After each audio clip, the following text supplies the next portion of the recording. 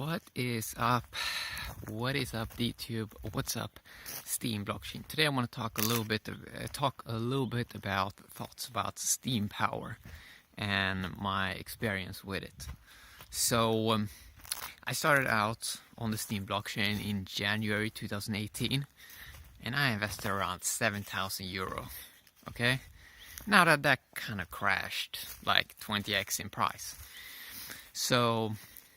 But I don't regret the decision, because the reason why, and I'm not a financial advisor, but the reason why I first took the decision that, okay, this is the future, go into this. The reason why I did that decision, was because I saw the value in 0 transaction fees, 3-second transfers. For me, it's pretty obvious that this is gonna take over the world. Okay, and that's why it cost around, I think I got around 1,300 Steem for 7,000 euro.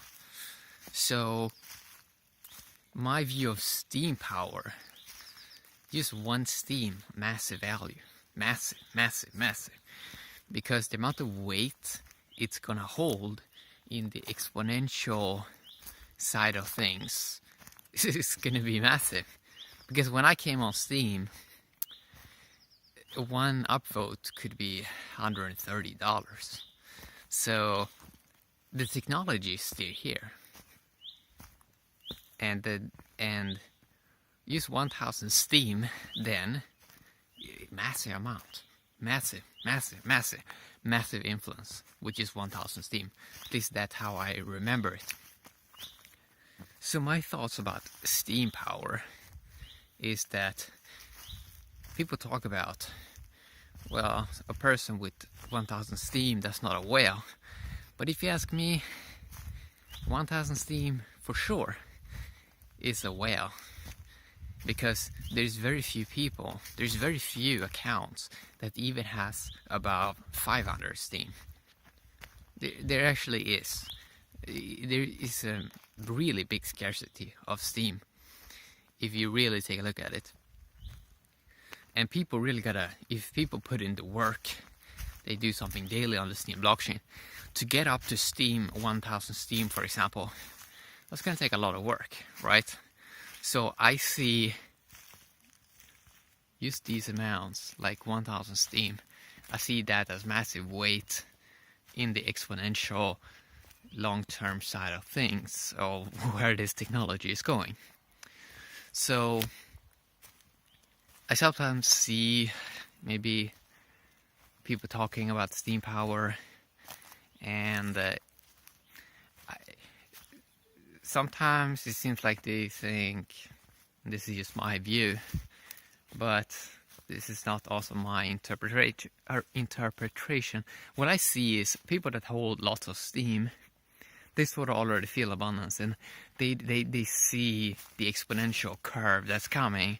So they sort of, many of them are passive, and it's really fine, because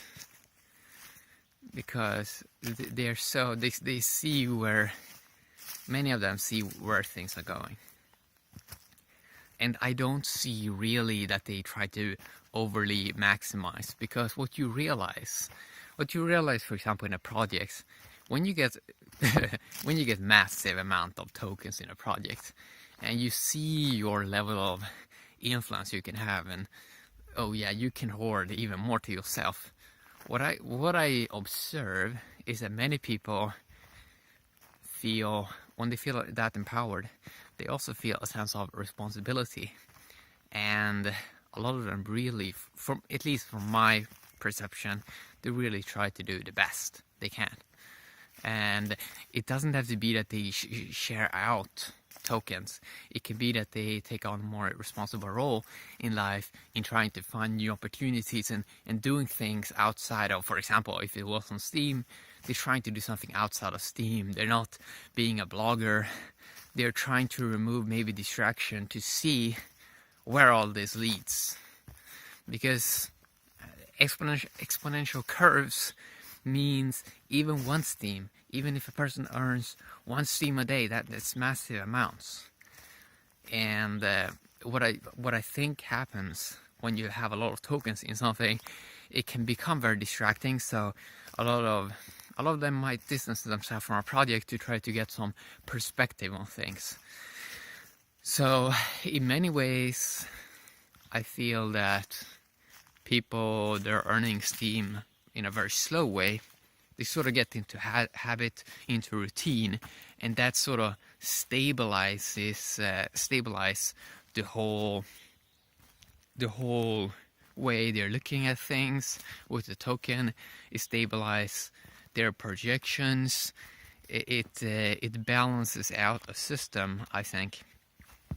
And in the long run, what I see is clearly when you get a payout, the liquid amount that you get in Steem dollar, that's pretty cool, because with liquid tokens, you now have access. You don't just have access to, for example, the Steem dollar, or if you get paid out in Steem, liquid Steem, but you have access to thousands of token projects that can do cool things.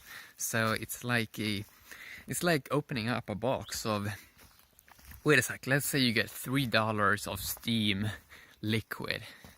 Maybe you find some new cool projects somewhere, they might 10x, okay? So that value of $3 liquid in a token project, that's the potential future value of that can be $300. So if we really look at it from that perspective, that the liquid value holds massive amounts of value, it may probably more in the long run than locked up value. The cool thing with the locked up value, for example with Steem Power, is you get some small amounts daily, and it is small. It is like an automated working machine for when you have a lot of something. So that's kind of cool. And but in some ways the liquid value holds almost more value, I would say, because if you really look at opportunities, there are really cool, interesting opportunities out there. And if someone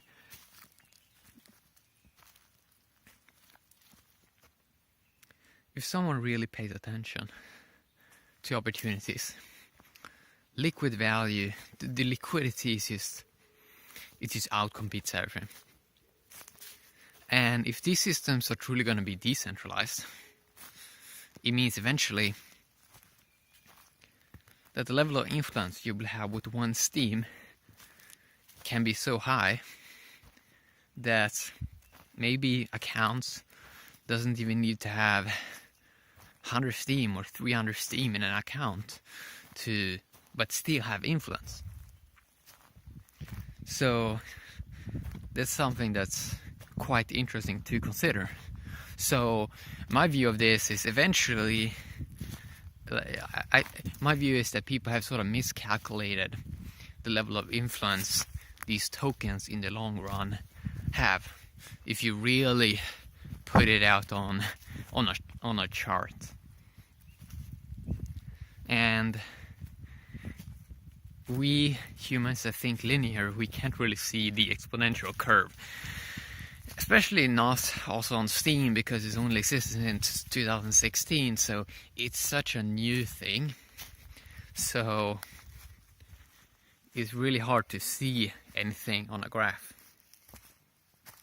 So what I think what's going to happen is people are going to realize, okay, if I just have some small amounts of liquidity per day, then I can sort of look at the opportunities and sort of see where I kind of want to put a little bit of new liquidity in something exciting.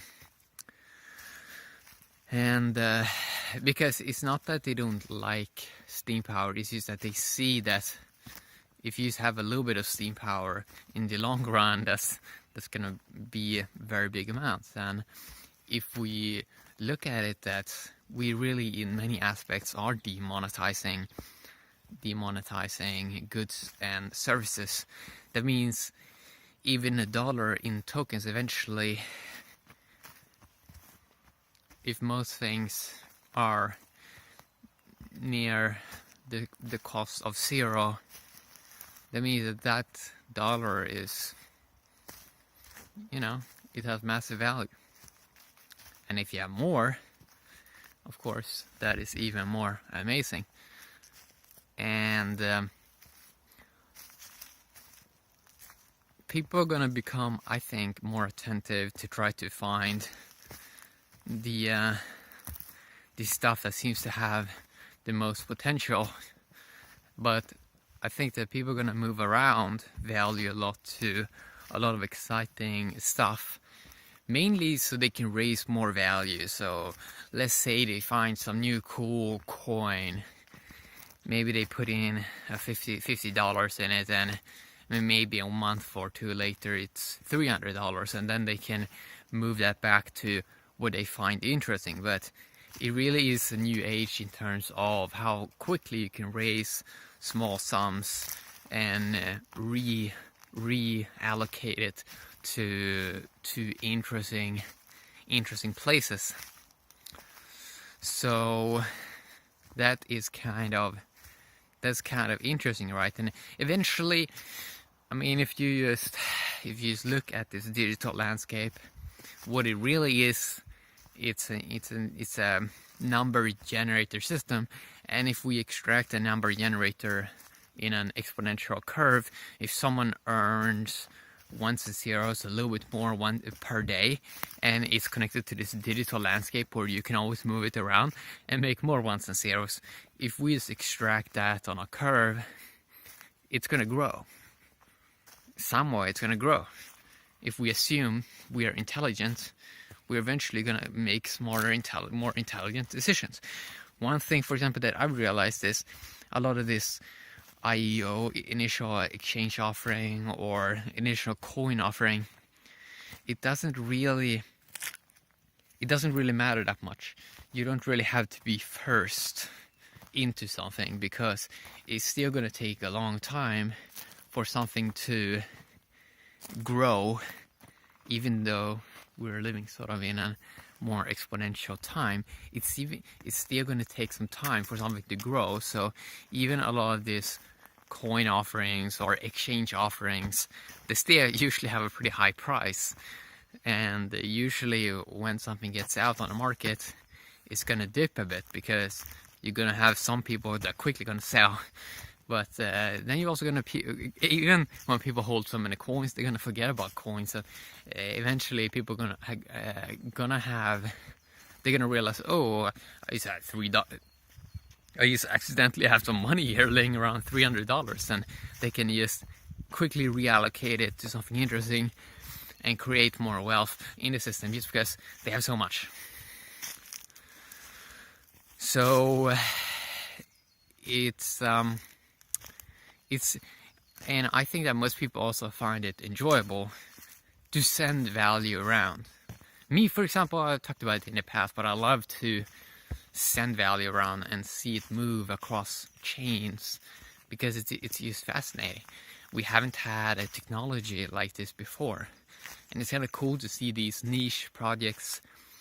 So Tron, Ethereum, EOS, Steem, all these niche projects that has different brandings, has different ways they're doing things, different experiments.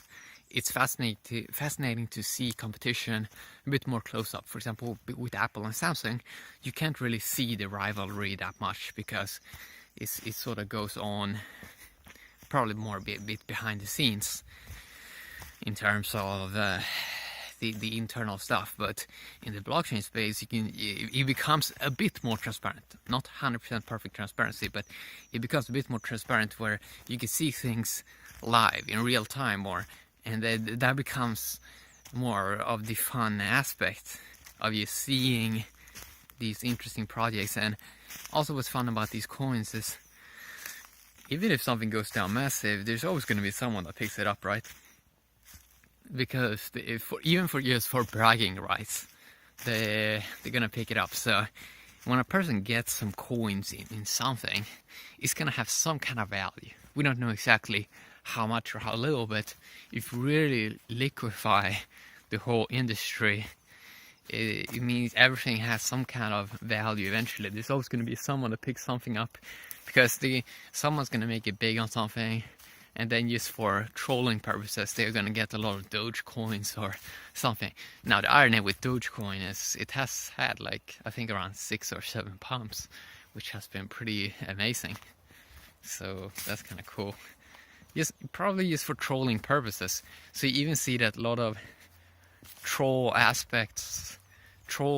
projects or random projects or parody projects can hold massive sums or can be worth massive, right? So Steem Power is interesting. It's kind of interesting, and in the long run, who's going to carry them more is probably the people that invest the most amount of energy in terms of physical energy, mental energy, in terms of time spent observing the Steem ecosystem and so on. They're probably going to value it, even if they have less Steem Power, they're probably going to value it higher. So it's kind of like a paradox there, where if a person really can get it in their head that one Steem Power is massive amounts of value, it's gonna keep take on, and they're gonna keep invest more mental energy and more physical energy to see how they can create more value.